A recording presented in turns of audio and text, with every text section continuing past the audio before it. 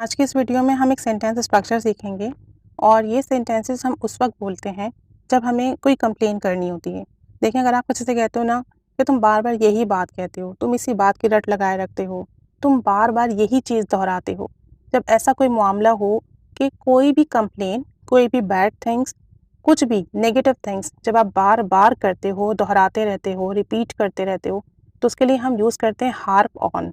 Harp on, harp on यहाँ पे phrasal verb है और हार्प में चेंजेस आएंगी। अगर कंटिन्यूअस हो तो हार्पिंग कीजिएगा, अगर आप प्रेजेंट सिंपल में बनाते हो थर्ड पर्सन के साथ तो हार्प्स कीजिएगा, ठीक है। पास्ट में बनाएंगे तो हार्प्ड कीजिएगा, तो चेंजेस आपकी जो है हार्प में आएंगी। अब जैसे अगर मैं एक सेंटेंस में कहती हूँ कि मेरी अम्मी ना हमेशा मेरे गंदे कमरे के बारे में, बिखरे हुए कमरे के बारे में बार बार बात करती हैं, हर बार बात करती हैं, इसी बात को रिपीट करती रहती हैं, तो मैं कहूँगी my mom always harps on about my messy room.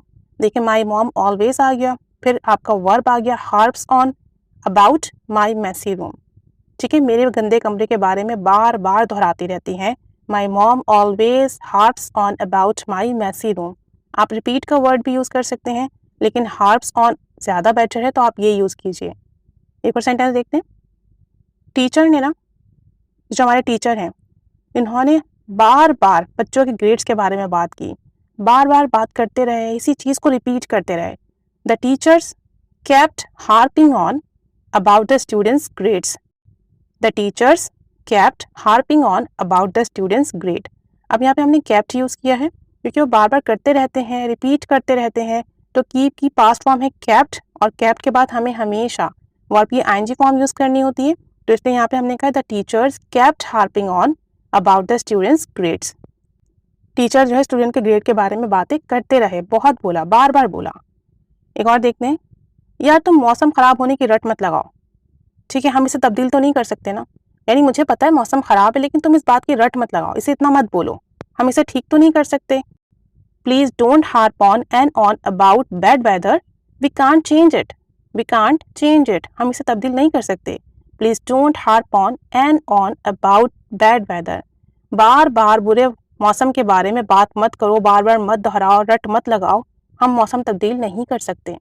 तो आप नेगेटिव बात के लिए, कंप्लेन के लिए हार्प ऑन यूज़ करेंगे, उस कंप्लेन के लिए जो आप बार बार बोलते रहते हो, रिपीट करते रहते हो, ठीक है। एक और सेंटेंस देखें। जब आपका टीचर आपकी गलतियों के बारे में दूसरे तलबा को बार बार बताता है तो आपको कैसा महसूस होता है? When your teacher harps on and on about your mistakes in front of other students, how do you feel? तो तुम्हें कैसा लगता है?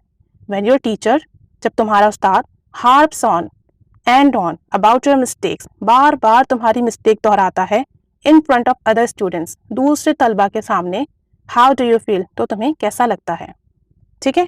अगर आपका साथी आपकी मुंह से आने वाली बदबू के बारे में बार बार जिक्र करता है, बार बार बोलता है, बार बार रट लगाता है इसी चीज़ की, तो आप कैसे जवाब देंगे?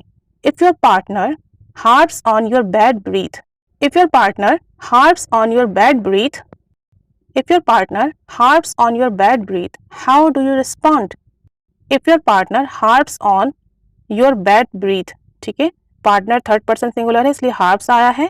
your bad breath, आपकी सांस से आने वाली बदबू के बारे में अगर आपका पार्टनर बार बार बात करता है, how do you respond, तो आप उसे कैसे जवाब देते हो, आप उसे कैसे बात करते हो, ठीक है। एक लास्ट सेंटेंस देखते हैं, ठीक है। कुछ वालिदैन अपने बच्चों के दोस्तों के बारे में रट लगाए रखते हैं, बार बार बोलते रहते हैं, बहुत बोलते हैं, तो आप कहोगे some parents harp on and on their children's friend.